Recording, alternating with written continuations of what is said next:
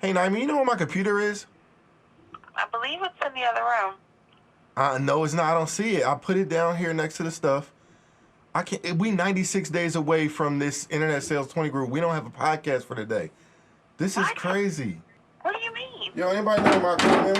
What the? Where all my stuff go?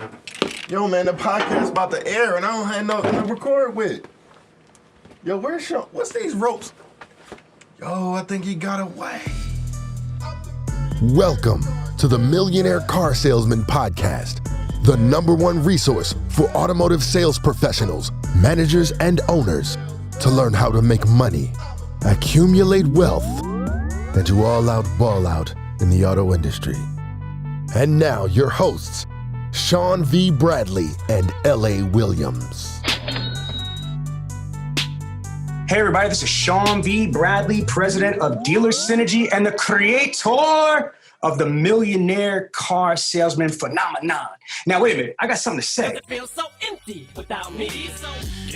Man, I've been locked up, I've been gagged, hogtied in the closet. L.A. Williams, the blindfold master, has not let me breathe. It was supposed to be the Sean V. Bradley and L.A. Williams show, but for the last several months, it's just been L.A. and nobody sent an APB. Nobody came looking for your boy. What's up, man? I've been hogtied in the back with an orange tie gagged in my mouth. What's up, L.A.? Well, I'm back. Guess who's back? Back again, Sean V. Bradley in the house, and I got a super duper guest, Millionaire Car Salesman member, Roy Davila. So Roy, introduce yourself to the people, man. Thanks for having me, brother. This is Roy Davila coming straight from Corpus Christi, Texas. Honored to be a part of the Millionaire Car Salesman program and glad to be on here with Sean. I'm glad they got him untied and ready to go. So we're excited to be here. And let's do this. All right, so check this out. The reality is that we are the best movement, the best network, the best group in the entire automotive circle. Let's talk about this right now. This is a podcast, but what we're doing is just through Zoom. So Roy can see my desk because we're gonna do things a little bit different today. Roy, what's on my screen right now? The Millionaire Car Salesman Group Facebook page. All right, so let's talk about the Facebook page, man. What does this group mean to you? You know, and like, how did you find the group? And let's just go from there. So tell me, what's your thoughts about the Millionaire Car Salesman Facebook group? Well, the Millionaire Car Salesman Facebook group is something that I think is next level in the sense that it's allowing professionals from every side of the industry to come together and kind of synergize and share ideas. One thing I love about it is it's moderated to the T. So there's no room for things that aren't about the group and what we're about. So we're about building people, praising people, sharing ideas, and taking everybody's game to the next level. And I think I've personally taken a lot away from it. And I'm very thankful for the group because it's allowed me to take my game to the next level with things that I would have never known about or seen because of my demographic and where I'm at. So it's awesome to see things going on throughout the country and people celebrate it. Man, that's what's up, brother. I got to tell you, not only are you a member, but you're also a moderator. So can you tell people like what do you do as a moderator and like how often are you active in the group and what types of ways? So as a moderator, what I do is I get to see who's applying to the group, who people are recommending for the group. We're going to go through there. We're going to kind of vet them a little bit, make sure that they're really about the business or about what they say they're about, not just a couple posts here and there. And then what we do is we kind of comb through it every day, see the interaction that's going on, and make sure, like I said earlier, it's about what we're about.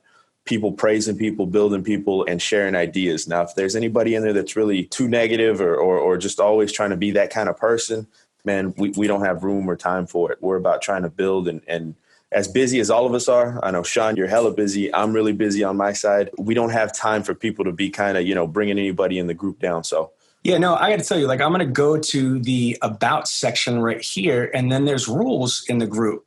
So I'm going to read them because people don't know. It says, do not post random things in our group, please. The reason why I have this is because we have a lot of dealer principals and GMs. Brother, you're a GM, aren't you? You're a general manager. I mean, do you got time for bullshit and people's dumbass stuff? No. We're here to make money. The Millionaire Car Salesman Group. This ain't the broke group club. Ain't the 100,000-aire car salesman. This is the Millionaire Car Salesman. So random things do not apply. And I can't keep the integrity of the audience where I have almost 13,000 members in our group that are dealer principals and GMs if we've got fugazi stupid content. So that's the first thing. And it says, post a video, you must have a description a purpose and a reason why you think this video has value for the group. Because what happens sometimes people, especially in all of the groups, they either cut and paste links all the time. And unfortunately, they find a group that's got a lot of members, they post something so they can incubate views, like I'm stupid or something. So like, that's a no-no. Next, respect everyone in our group. There's no disrespecting people. You could disagree with somebody, but you better do it respectfully, professionally, unarticulately, or you're going to get 86 by Felicia out of my group, right or wrong. Amen. That's 100% the truth. No selling or pitching. Do not try to use this group to peddle anything. This is not what it's about. Again, real recognizes real. I mean, like, this is not a flea market. If somebody's interested and wants to know, add it, but this is a mastermind group. Do not direct people to DM you. This is a group for all of us to share. I mean, there's no reason to DM you. Do you know what I mean? Like, don't say, here, I'll give you this in a DM. No, if I see that, I'm going to throw you out of the group. This is a public group if you're accepted. It's a closed group, so the public's not in. But if you are accepted as a member, it's supposed to be for everything in here. Because think about it. If you think you could help somebody, then why wouldn't you help everybody? You know what I'm saying? Like, that's what this group's about. Well, that's the benefit of the group. The group is the key in here is you get to see all these ideas being shared to everybody. So, and you have to be a part of the group to get that. This isn't for every, Joe Blow outside on the side of the road. This is for people that want to step their game up and want to get to the next level. 100%. Then I put no memes, no motivational quotes, no jokes, no requests for VIN numbers on cars, no random shit. Because again, I'm not saying that I get it. It's convenient. It's easy. You know what I mean? Because you have like 12,000 badass people that can help you, but then you're going to lose people. This is a mastermind group about money. I don't want people to, can I find my VIN number here? Can I get a sticker? Can I get a payoff? No, this ain't like everything group. This is about money and success. And like you said, building us up. That's pretty basic. Then no religion, no politics, nothing controversial, period. This is not the place for it. No religion, no politics, nothing controversial. This is about money. You know what I mean? And again, it doesn't matter what color, what gender, what sexual preference. It just means that you got to love green. You got to love that money. And if you love that money, okay, that's one of the prerequisites to get in here and stay in here. Do not try to recruit from this group. Let me explain this because people get upset because I let the opposite. If somebody's in here and saying that they need a job or they're looking for a job, if they're not a Dealer Synergy client, then I'm okay with that. But I could not allow any of my clients to look for a job here because their boss is paying me. And remember, a lot of the people in the group are actually Dealer Synergy current and past clients. I mean, for over 20 years, my contacts are in here. And so I can't have this where people are poaching people because the dealer principal look at me, I'm crazy. Sean, I put my whole entire, dealer group in here, 175 salespeople and managers, and, they're getting poached. So that's not allowed. Always be kind, be professional, and be classy. If in doubt, be classy. And the last thing is, respect me and the fact that I built this group, invest a lot of time and money in this group, meaning because people try to question me and I'm not even answering, I'm just going to just kick you out of the group. I mean, again, I charge a minimum of $10,000 a data set put into the store. And I've actually put deep six figures into this group. I mean, in graphics and video and content and time. And so if I decide to take creative liberty or do stuff, this is my group, you know what I mean, that you are all part of, and it is our group together. But don't question daddy. You feel me? I've earned it. With the housekeeping there, let's get into it, man. You know why I was excited? Because, a couple different things, man. I think that me and you connected at IS20G, right or wrong? Correct. And I don't know what it is, man, but I just I felt connected to you. I felt, like real recognizes real. I feel that you were really appreciative of what I was doing, but I recognize your hustle and your grind and, just your content and your flow. And again, real recognizes real. We come from similar, backgrounds, which I'm gonna let you talk about a little bit, but the main reason I have you on here, because I'm super proud of you, man. How old are you, kid? 29. I have a 20-year-old daughter. You know what I'm saying? So, and I got an 8-year-old daughter, and I have like a 11 and a soon-to-be 6-year-old. But you know what I mean? Like I have a 20-year-old daughter. Like you're not that much older than my daughter. You know what I'm saying? But hey, don't look for a check, bro. You're definitely not mine. I'm just kidding. But you're so young, but you're a general manager. So straight up, LA, when you're doing post-production, bust some shots, blah, blah, blah. You know what I mean? Clap, do some audience, stand up. You know what I mean? All you people in your cars on the internet recognize that this is a young millennial that just got promoted to be a general manager. And you didn't get promoted by a mom and pop single point used car dealership, no disrespect, because I have a lot of used car clients, but you were are general manager of a Lithia store. Can you tell us who the Lithia organization is, how many stores they have, and how respected, if they are at all? Man, Lithia is one of the biggest organizations out there. They've got hundreds of stores and are still growing. It's actually a group that I've been trying to get onto for a while. Since Wait a minute, you said hundreds of stores? Yeah. Damn. So they're one of the top dealer groups in the world, correct? Yes, sir. Yes, sir. Okay, in the nation. So say, sir, come on, bro. We're supposed to be friends. Say, sir. I mean, like, I messed you up when I said how old I was, right? Like how, you know, and now I ain't daddy, just here, Sean. So like, they don't just make stupid ass mistakes and just hire random people to be a general manager. No, and they've been doing a lot of trial and error lately. And before they were micromanaging, and in their words, micromanaging a lot of their stores and not giving a lot of autonomy and freedom. And it sounds like this new turn they're making. They're trying to, free some people's hands and see what's out there, see what works, and see we're testing and piloting a lot of things to see if it's going to work for our bigger stores after, the success that we have with them. So that's one of the reasons I was very excited to jump on with them. A lot of people are afraid of big corporations and big groups because of that. They're afraid their hands are going to be tied or they're going to be micromanaged. With this thing we got going, I mean, it looks like we're going to have clear sailings and we're going to be able to live by the sword, die by the sword. If we say we're going to go to work with it, we're going to go to work with it. So, Roy, tell us about your background. You know what I mean? Like, just tell me like who you are, where you from, and just like your automotive background. Like, you sell cars? How many cars did you sell? When did you become a manager? What'd you do? I want to hear the successes, man. I want to hear the struggles. It's on you. Talk to me. Man, I grew up here in Corpus Christi, Texas. Didn't come from money or anything like that. I worked, 3 jobs before I got into the car business, try to make ends meet. Got married real young, had a daughter by the time I was, 19 years old, and found some extracurricular ways to make money when I was younger. But finally, a family member put me in touch. Legal or illegal? Illegal. Okay. And then switched it up and, I was a personal trainer, bartender, you name it too. So I was trying to, the hustle, you know what I mean? Finding every which way I could to make a dime. And a family member put me in touch with a dealership that was in my city. And I saw the kind of money these guys were making, and they didn't have. What kind of money were they making? They were making, 10, 11, 12 grand a month selling cars. And I was, grinding from sun up to sundown, doing all kinds of things to get even close to it. So when I actually got hitting it, though, and not even hitting that, right? Exactly. And when I sat in the dealership and saw the way that these guys were working, I mean, they weren't putting in the hustle the way I was putting in the hustle. So I saw an opportunity. I saw room for growth. I saw, something that if they could do it, man, with my work ethic, I knew I could blow it up. So I jumped on board with a dealer group here in Corpus, Mike Shaw Automotive. And to be honest with you, I sold cars for 11 months before I got my first manager position. And the reason being, I wasn't afraid to go out there and talk to customers. I could close people. That was my foray there. I didn't sell cars long enough to build the biggest clientele bucket, but when I did, I mean, Facebook is what I was working off of. So how many cars did you sell when you, what's the most amount of cars you sold on the floor? On the floor, it was 22 and a half. Okay, 22 and a half. Okay, so when you became a manager, what kind of manager did you become? I started off as a floor manager, and my whole purpose in life was to make sure that we didn't miss any car deals and that we had appointments flowing in every day, not just on weekends. So, okay, and how long have you been in the automotive industry total now? Going on 10 years. Damn, bro. If you don't mind me asking, what's the most amount of money you made legally in a car dealership, whether it's selling or management? What's the most you ever made? You don't have to tell me when, but just what's the most you made in 1 year? Or in 1 year? Yeah. 185. 185,000. What's the most you made in 1 month? 25. 25,000? Yes, sir. That's a lot of money, bro. That's a lot of money. Like, if you don't mind me asking, I'm first generation in this country. My father's from Belize. Where are you from? I'm born and raised here in Corpus Christi, but my family is from Mexico.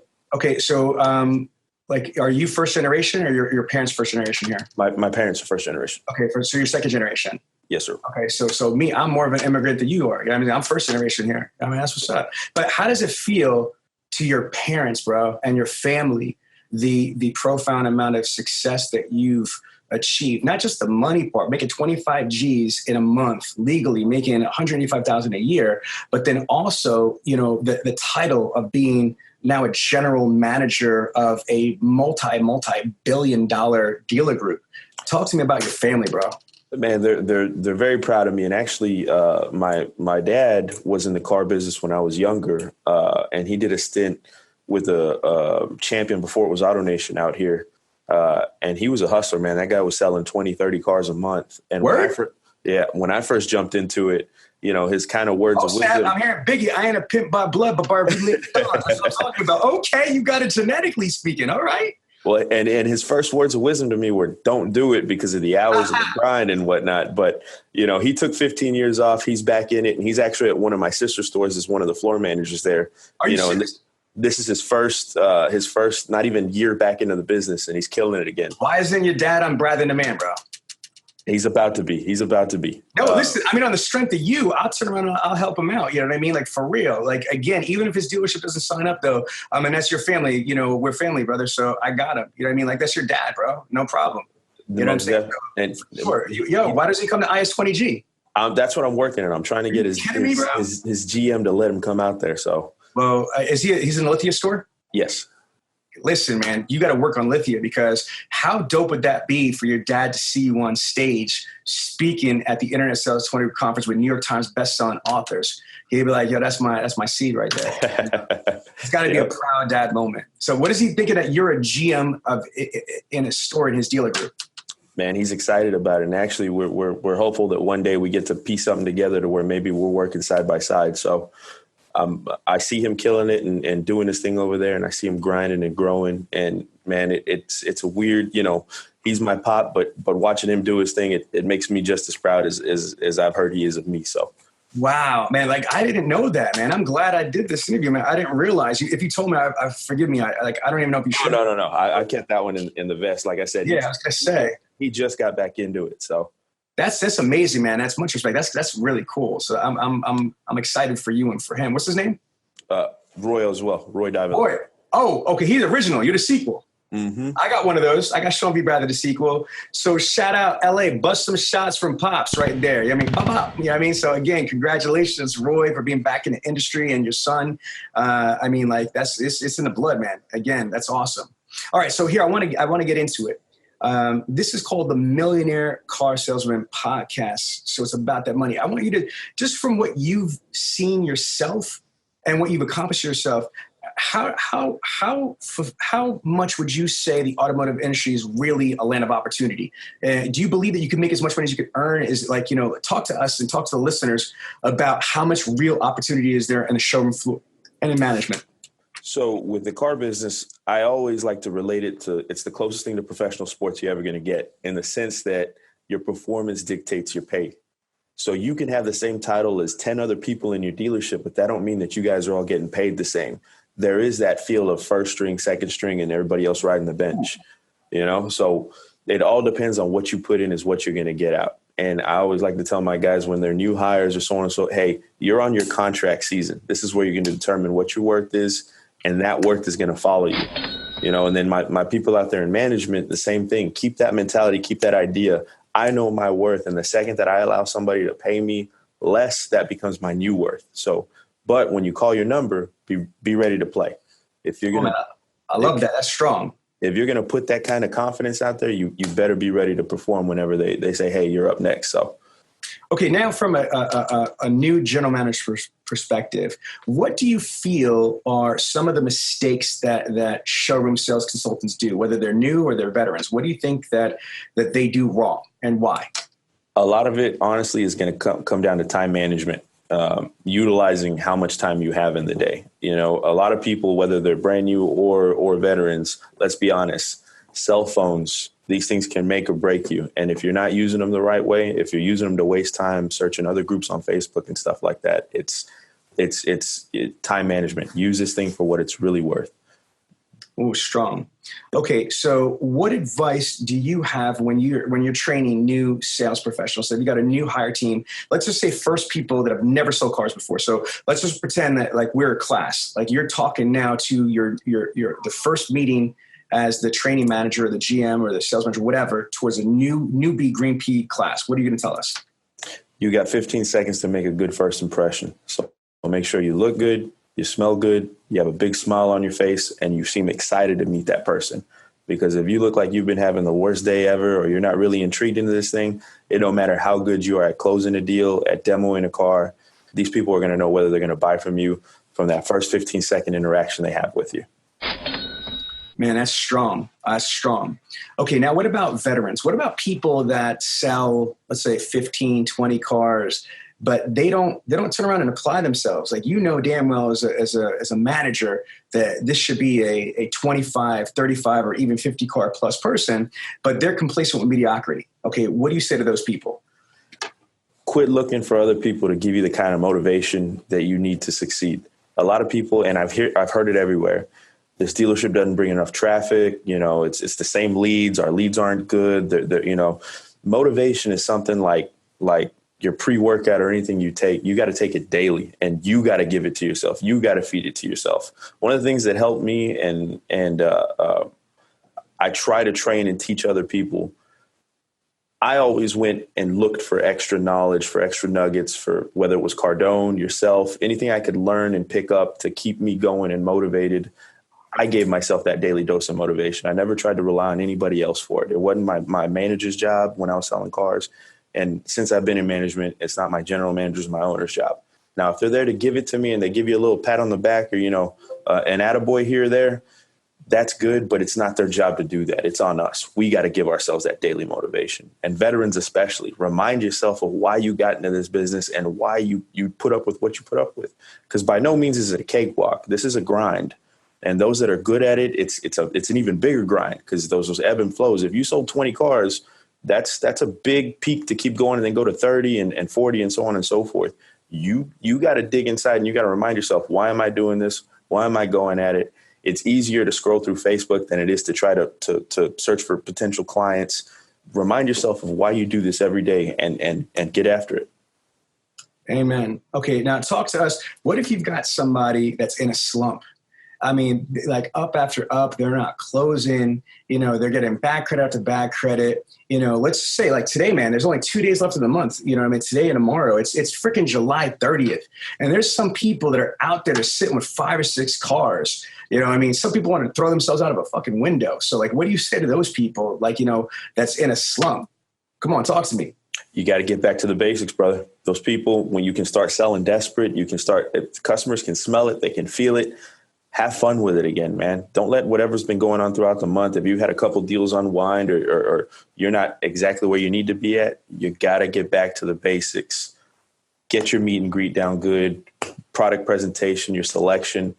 Don't try to overstimulate the car deal. You know, we run into that a lot where guys get desperate and all of a sudden they're trying to put a car deal together in their head before they've even taken it to the desk. And the first thing they're telling their manager is, hey, this guy's upside down. It sounds like he has bad credit. He's making his payments to Santander. There's not a car deal here. You know, I'll give you a good example. We ran a radio event the other day, and a customer pulls up in a 92 Accord, and no offense to these customers, but they walked out and didn't look like they were the greatest customers. You know, heavyset woman, guy that was kind of ratty-tatty. His shirt was torn up, wearing some old New Balance sneakers that looked like from 1992. 3 kids and a broken car stroller, and they wanted to give up on him, man. Well, we went out, we registered him for the big sale. I got him going. It was a 730 Beacon. The guys made more than enough money from a pension and other things they had going on. Long story short, we were able to put them into 2 cars, man. And the salesperson that did it made a good commission off of them because, you know, we kind of sat them down. The same thing I'm saying here. We told them, hey, let's get back to basics, treat them like they're buyers. Let's treat them like their family, give them a good experience. And I guarantee you, you know, if there's something there, we're going to find it. And sure enough, we found it. Man, that is strong. Okay, so let's go through a couple of basics and then advanced stuff. All right. So are you about that life? Are you about the freestyle? Let's go. All right, so let's go into it. So one of the classics, an oldie but goodie, I'm going to throw a little layup out there for you. I'm going to get you a little warmed up. Okay, so let's just say you're on the lot, you're the showroom, and you up me, you engage me, and I'm like, I'm just looking. How do you handle that? Great. What are we looking for? Man, I don't know, but just if I need you, I'll talk to you. Hey, I'm going to go ahead and give you a little bit of space. I'll be right behind you, but let me get you inside. We got some great incentives going on. Now, the unique thing that our dealers got going, our incentives are VIN number based and customer based. So I really just need 2 things: what you're looking for, the area that you live at, and I'll point you in the right direction. Okay, Roy. So, all right, we've got that. Let's see. Another objection that people get all the time is that's too much money. Okay, so how do you handle a prospect when you're trying to negotiate a deal or try to, close a deal, and the prospect says to you, "That's just too much money. I don't want to pay that." The main thing there, and what we try to, and that's a very common objection that you hear, and hopefully the way your process is set up and the way our process is set up is we want to try to get that out of the way from the get-go. So our guest information sheet is where we're going to make sure that we're landing prospects on the right kind of car to make sure that we minimize that kind of objection. But even when we do get those objections, sometimes it's good to break down cost efficiency. What are you spending on right now that you could try to cut out to afford the things that you want? Because a lot of us are using things, for instance, there's the big one, give up smoking, energy drinks, sodas, stuff like that, where it seems minimal, but if you reduce it to ridiculous, $1 a day, that's what, 30 extra bucks in your budget, and 30 extra bucks a month can span out to thousands of dollars when you're talking about monthly budgets and stuff like that. So, I mean, ideally try to stay away from that by guiding people in the right direction with your process and your first couple of steps. But if it's something that comes up later, always reduce to ridiculous, and then try to help them figure out ways to cut out so that they can afford the things that they want. Because ultimately what's important, in my opinion, is if the bank seems to think that you can afford it, I mean, why can't you? They're looking at your debt to income. They're looking at your payment to income. And if we've got something that we can work with, I mean, it's there. I love that, and I don't think a lot of salespeople out there feel comfortable enough to say to somebody, hey, let's look at what you could cut out to get something you really want and need. I think that's freaking brilliant and strong.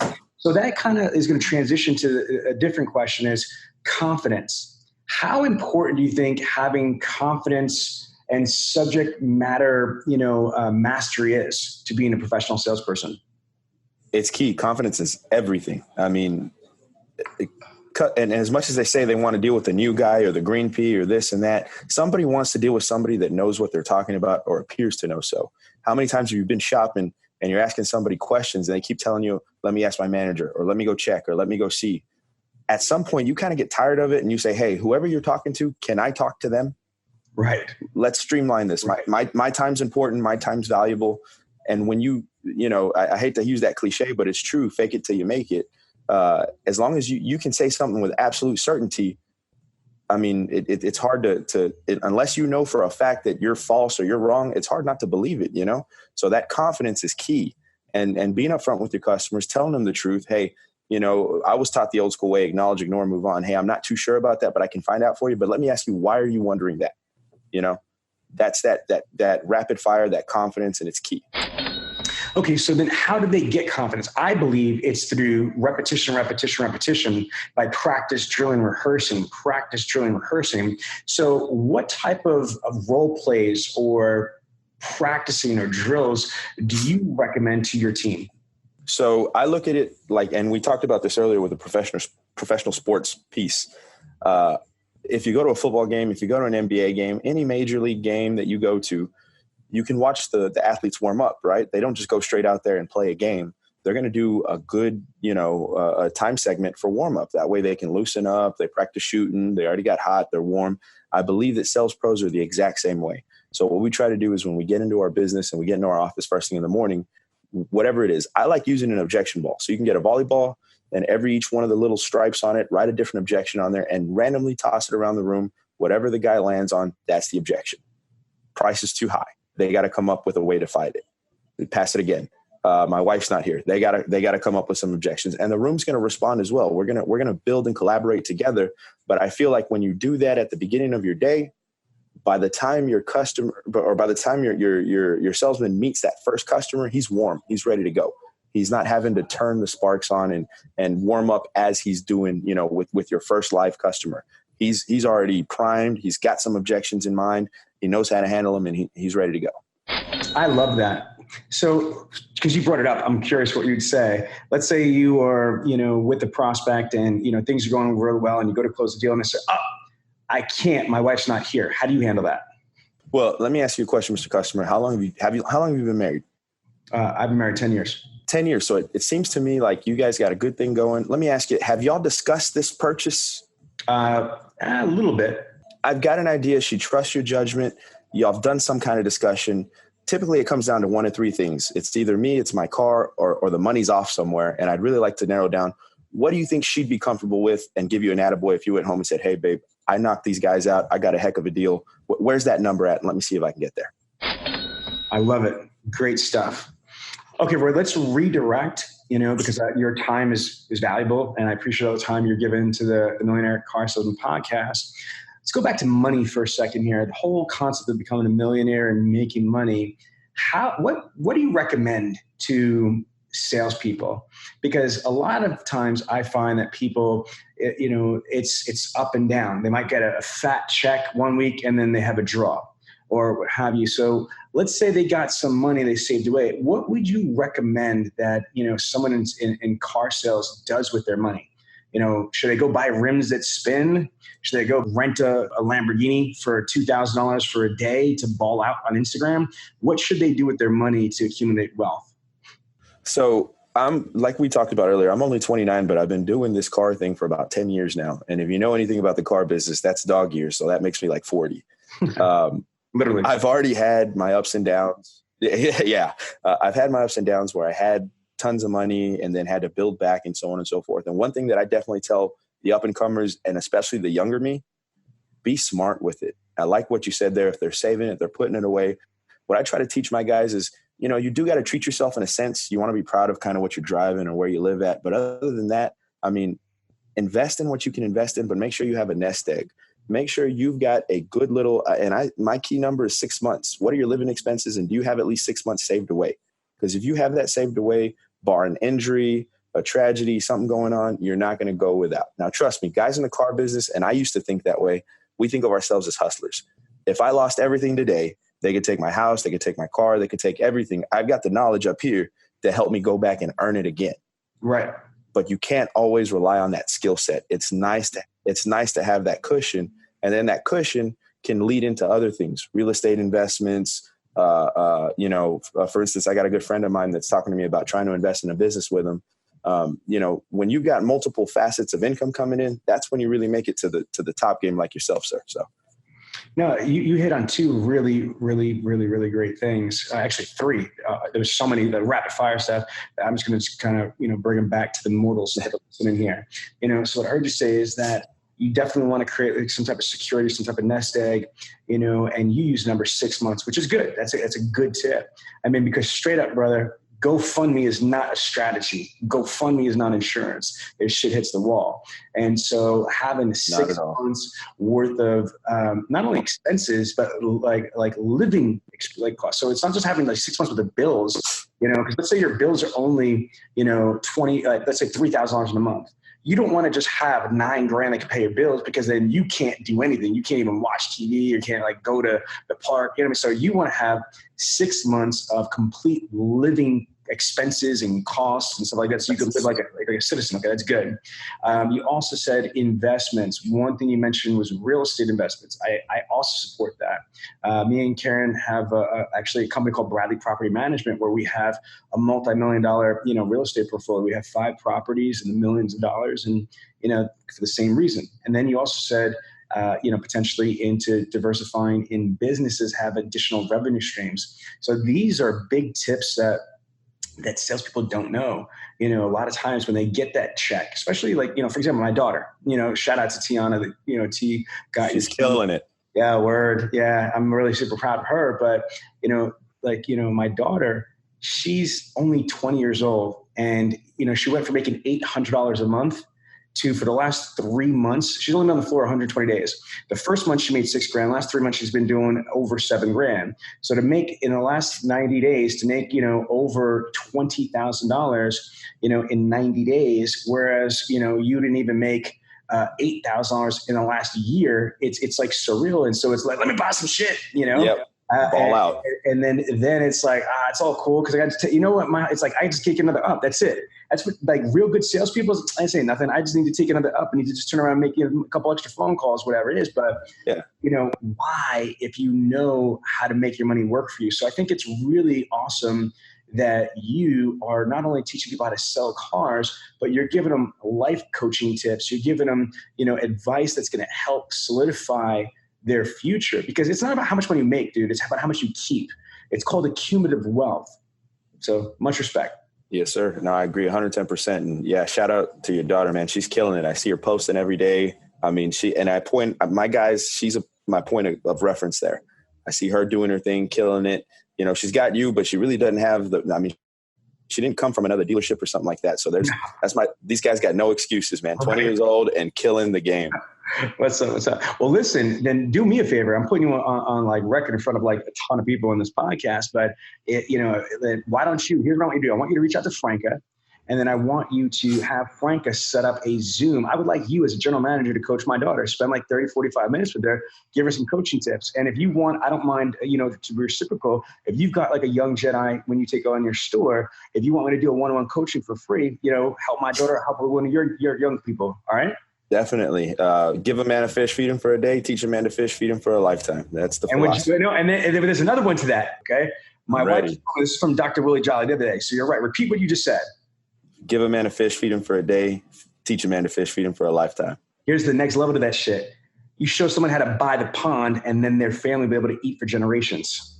Oh, that's cold. I like that. Yeah, that's what it's chilling, ice cold. Right? It's like, listen, okay, yeah. Teach you how to fish? Yes. How about I'm going to own the pond, motherfucker? You know what I'm saying? That's what I'm talking about. I like it. That's G'd up right there, right? Yeah, Dr. Willie Jolly, shout out. A setback is a setup for a comeback. Hall of Fame speaker. He was on the last podcast. That's what he was talking about. Yeah. There. So my point here, and also you got Tiana's.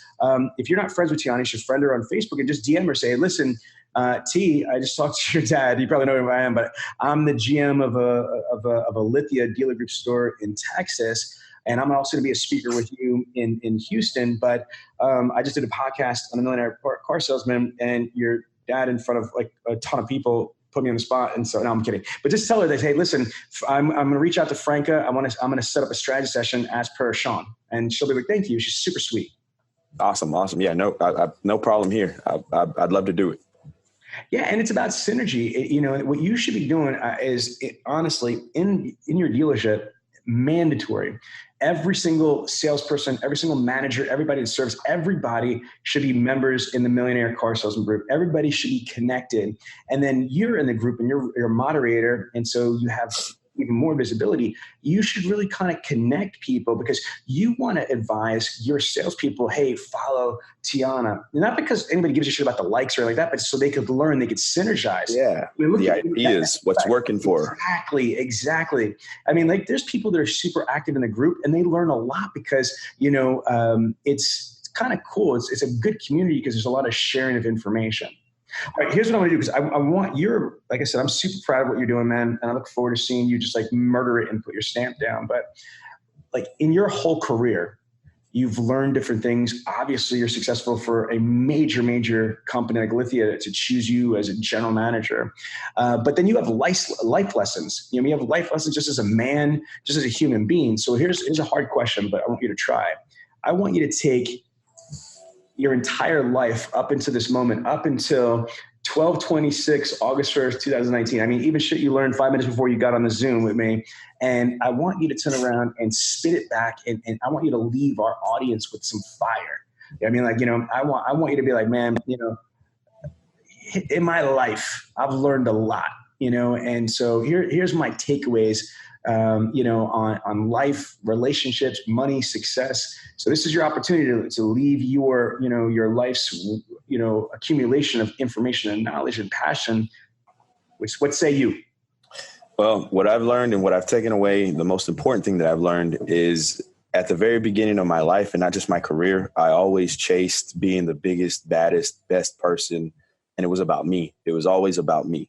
And like I said earlier, there'd been times where I'd hit rock bottom, and my belief in me, I believed I could dig myself out of it. So I took chances, I took risks, I did things with the knowledge that, hey, if I needed to, I can rebound, but I wasn't worried about the people around me. I wasn't worried about my family, my children, anybody else like that. And what's really made me turn a page, because at the beginning of my career, I was a guy that people necessarily didn't want to hire because of my hot head. I ran 150 miles an hour, and I expected everybody else to run the same speed as me and do the same things as me. And if they couldn't, I kicked them out, got a new guy in, and did it. And in 1 year, I'm not proud of this, but in 1 year, I hired 56 and fired 56 sales guys, you know? And with that kind of turnaround, you don't build anything, you don't establish anything. And that selfishness really doesn't help you get to the next level. And one of the biggest wake-up calls I had was, if I'm hiring people and I need to invest in them. And just as much as we turn around and say, hey, our livelihood's in these guys' hands because they're on the front line and they're out there, it's the opposite, man. People are trusting you with their livelihoods, their families, their kids, their loved ones are trusting. They took a job with you, and it's your job to make sure that they succeed and they get by. So the biggest takeaway I can give, no matter how proud of yourself you are, how good you are, always look out for the next guy. Always give where you can give. And like we talked about right there, teach a man, feed a man, teach him how to buy the pond. I love that. So it's not just you, man. What can you do for the next guy? And what kind of footprint, what kind of impact are you leaving in this world? Are you making it a better place after you're out of that room than it was before you got in there? What's your presence? Wow, that is powerful. You know what's just crazy as I listen to you, that is just like straight fire from a 29-year-old young kid. No offense. You know what I mean? Like, I'm 43. I'll take it. But I mean, like, that's just, bless you, bro, because sometimes there's people that are my age, 42 years old, that don't have that paradigm and mindset, which is crazy. No, I agree. I see it every day. And it's hard. It's hard because of my age. Some people don't want to take the direction or do this or do that. You give it where you can give it, man. And whoever picks it up, if I can change one life and help one person, I did my due diligence. I did my duties. Man, that's strong. So I want to leave on a dramatic, closing on that, because that's powerful. You can't get much better than that. So again, man, thank you so much. I'm excited for this podcast to air because you just hit them like do a knowledge bomb after knowledge bomb. That's what's up. Thank you. I appreciate the opportunity. Thank you. And much love to the Millionaire Car Salesman. Ladies and gentlemen, if you like it, you love it, you want more of it, then don't wait for the next money show.